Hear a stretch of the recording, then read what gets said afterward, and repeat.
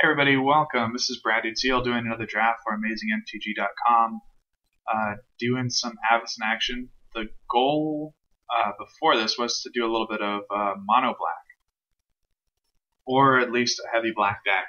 So normally we pick Seraph of the Dawn and play a Dirtily deck, but we're actually going to try to force an archetype today, just to show you what can go wrong when you try to force an archetype. Let's see if we can get that to go away. We're going to highlight this Evernight Shade, and we're going to stick to our plan. May not be the best first pick. There's other cards in the pack, Seraph of the Dawn, Pillar Flame. Only thing we're passing is Necrobite, though, and I'm liking the feeling. While we're waiting, we did try to get some music in the background for the draft. It just wasn't picking up well on the microphone, and it was kind of taking my voice out of it, so let's pick up a new Regina Spektor and Fiona Apple CD. Was rocking out to some tunes, but we'll just hit that between rounds while we wait for new stuff to happen. Still waiting on the bannings. They're about to ban Grizzlebrand, likely in Legacy, and hopefully not Snapcaster Mage in Standard. So we're going to take a Bloodful Connoisseur. Passing good cards. We're signaling to our opponents that we want black. Have no idea how this is going to turn out. I haven't tried to force black very often, but I was thinking of it the other day and figured it would be an interesting video piece if nothing else, so let's give it a try. Like Tribal Force Mage, very good. Hard to pass, but we're going to keep taking our color. That's kind of gross. Someone else may be on the same plan. We'll take the best creature, which is going to be the Handwear Lancer. Red-black, not the worst. Should be quite alright. Butcher Ghoul, that's part of our plan. Probably just nothing in that last pack.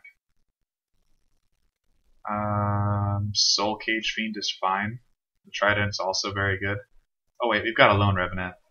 That could be good in our loner strategy. So we're going to hide the Handwear Lancer. That Lone Revenant might be... There's a Bone Splinters. The Lone Revenant might be where we want to be right now. Bone Splinters is fine removal. Hopefully we'll get some more stuff to table around. But, yeah, just got back from Zia. It's about 20 minutes until the bannings. At least if Wizards does it on the Eastern time, which I believe they do. So we'll check in on that as well.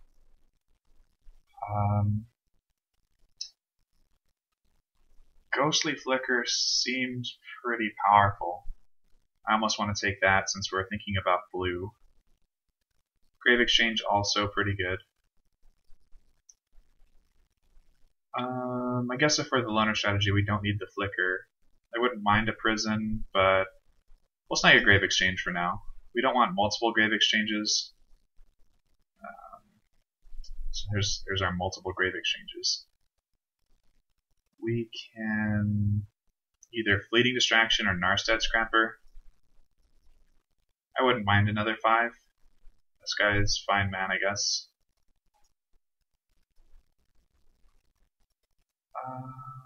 Necrobite's better than Narstead Scrapper number 2. I'll take a Gambit. We're going to be the loner strategy deck. Untap target permanent. That doesn't do a whole bunch. We'll take this Call to Serve away. Another Necrobite, I guess, is fine if we're going to be loner. So far, black, maybe some blue. Like our blue creature's better to support black. And hopefully we've sent the message that we're serious about taking the black cards away. Let's see what we can open in pack number 2.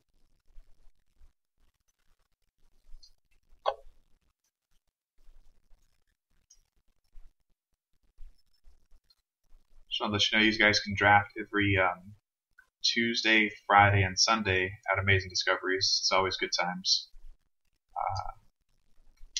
Did not fire the Tuesday draft today. I think it's just holiday weekend and a lot of people traveled to be with their family for Father's Day and all that. So this pack I want Spirit Away is a good card. Human Frailty's probably where we want to be. We don't have enough to make driver very good yet. So yeah, we'll take the uncommon. It's close, but human frailty, good removal spell. Good removal's hard to find. There it is. That's what we wanted. Homicidal seclusion. Yes, please. So hopefully we keep getting past these sweet black cards, and whoever was cutting the early black is going to get cut off now, so they should hopefully be out of luck. That's 6 drop. He's not the worst. Crippling Chill is also a fine card. The twins are quite good, though. I've played with them once or twice.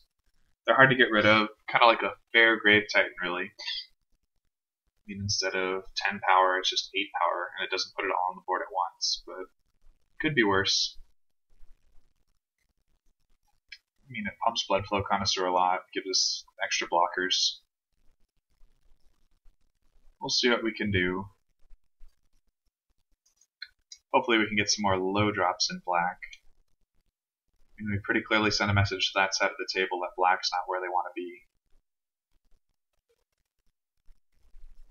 So I see so many draft videos nowadays where you watch people draft and they'll talk about, oh, this is a great pick in black, but that's not where you want to start. And so wanted to see what happens, especially on Magic Online, where it's a little more predictable. People kind of get into a groove of drafting, the blue-green Soul Wand deck, or like Michael Jacobs' green-red deck. Wanted to see what happens when we just go all out into blue, well, not blue-black, but mono-black with maybe a Lone Revenant. Oh, it sucks to pass a Vanguard, but I think we really want this Blood Artist. And a Force Mage, wow. And a Searchlight Geist. Blood Artist is just so good in this deck. We can't really pass it. Gives us a little late game reach. Barter and Blood, I think, is where we want to be here. So we'll snag that one. A lot of good cards for us in that pack. It's good that it's pretty open on that end of the table.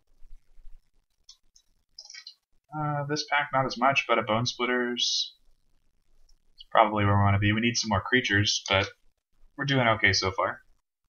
More Butcher Ghouls, please, is what I would say here.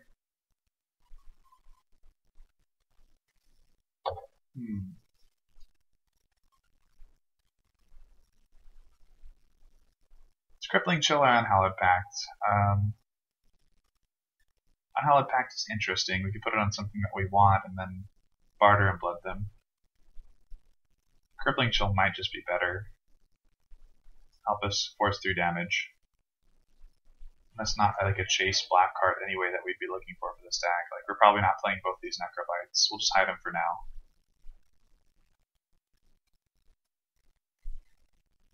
But we should have a pretty sweet loner deck. Crypt Creeper, definitely better than Grave Exchange in this circumstance. Oh my goodness, someone is not drafting blue. Into the Void should not be going this late. I'm tempted to take it over, but I really need the Crypt Creeper. Need a 2-drop. 2-drops are very important. This guy. That guy's going to be good. Especially if we can get a Gambit on him. We'll see what we can do.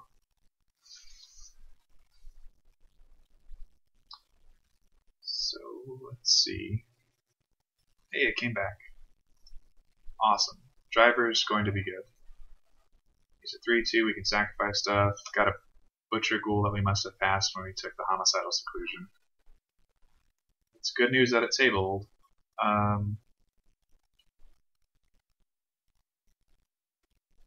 I think if we get our dudes enchanted down, it might be good to flicker them. It's close, though. We can get more Gambits, and it's not a signal, so let's take the sideboard type cards. There's a Gambit. Probably not playing that guy, but at least he's on color if we need the body to fill the space. It's not looking too bad so far. Hopefully we get some more black picks to shore this deck up, and we can just like splash the Lone Revenant on 6 or 7 islands. 5 or 6 islands, maybe, I don't know. Dark Imposter, getting, oh, there's Taskmaster, but I mean, not on the power level of the Dark Imposter. So that's the other thing I guess that's important, is to open one of the black rares or Homicidal Seclusion. Fortunately, we got the Homicidal Seclusion in Pack 2 and the Imposter in Pack 3. So we're rewarded for aggressively drafting black. This pack is pretty clear, Searchlight Geist. It's nice drafting this deck. You can just kind of ignore the other cards and just see what black cards are there. I mean, there's a couple cards obviously that complement what we're trying to do. But Searchlight Geist seems fine. That's a Demonic Rising. We are getting really lucky. Cutting off red did it for us. We did pass a free win man. Sad to pass this guy. I've already got one gathered around, but let's try to win this thing. And I'm not a red deck player anyway, so I think the Searchlight Geist probably goes over the Soul Cage Fiend, but it's close. Evasion's important. The fact that he can make Death Touch happen is also quite good. Hellgeist, I don't know why that's still in this pack, but we need an Undead Executioner. We've been neglecting him in the other packs. Having at least one's fine. They normally come around quite a bit, but anytime we can barter in blood and take out 3 of their guys is big reward there.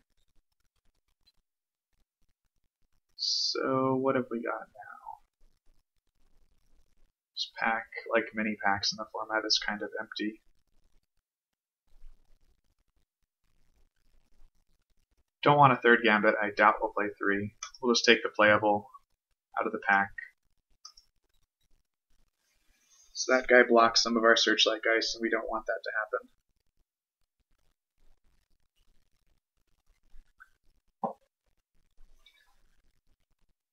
Like I said, I don't even know if we're playing the Gambit. Seems really good on Lone Revenant. It was at least a 1-0. Let's see. 13 creatures is looking okay. Flicker can be a sideboard card.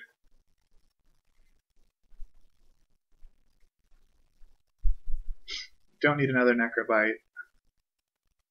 None of the other cards are that good. Here's where we rare draft and say, hey, maybe we'll need a Reforged Soul sometime, somewhere in our collection. Hey, Butcher Ghoul. Probably better than the Driver.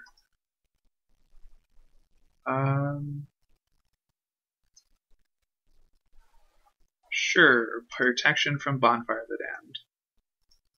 It's the only reason I can think of playing that card for. There's an Unhallowed Pact in case we ever want to play that. It's another dude. Cost 1. I'm okay with it.